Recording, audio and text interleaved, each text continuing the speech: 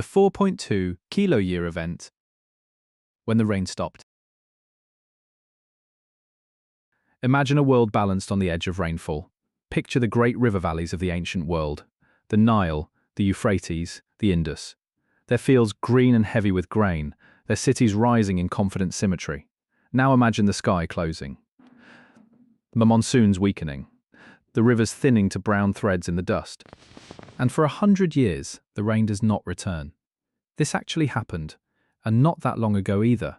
Around 2200 BC, something shifted in the Earth's climate. It is called the 4.2 Kiloyear event, a prolonged episode of severe aridification that may have persisted for the entire 22nd century BC.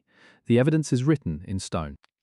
Speleothems in caves across Asia and the Middle East record a sharp drop in moisture. Lake sediments in Africa reveal plunging water levels. Dust layers in ocean cores thicken with the signature of dying landscapes, and across a vast arc of territory, from the eastern Mediterranean to the plains of China. Settlements were abandoned, sometimes suddenly, sometimes by slow and desperate retreat. In Egypt, inscriptions from the late Old Kingdom describe famine, civil disorder, and the failure of the Nile's annual flood. The centralized state, which had endured for centuries, fractured into competing provinces. In Mesopotamia, the Akkadian Empire, one of history's first great empires, it collapsed as northern cities were deserted and populations migrated southward toward the last reliable water. In China, the Liangzhu culture, a sophisticated jade-working civilization of the Yangtze Delta, vanished beneath rising waters and subsiding earth, its grand platforms swallowed by flood and silence. Along the Indus, the great cities of Harappa and Mohenjo-daro entered a long decline, their populations drifting southeast toward monsoon-fed rivers that still carried rain. Some researchers have suggested that the same climatic stress may have driven Indo-European-speaking peoples into South Asia, reshaping the linguistic and cultural map of an entire subcontinent.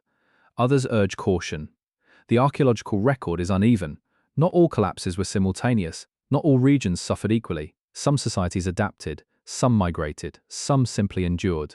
And this is where the mystery deepens. The 4.2 Kiloyear event is now recognized as so significant that it formally marks the beginning of the Megalayan Age, the most recent subdivision of the Holocene. Yet scientists still debate whether it was truly a single global event or a series of regional droughts loosely clustered in time. The climate pulse, as some call it, may have been real, but its fingerprints are blurred, its boundaries uncertain.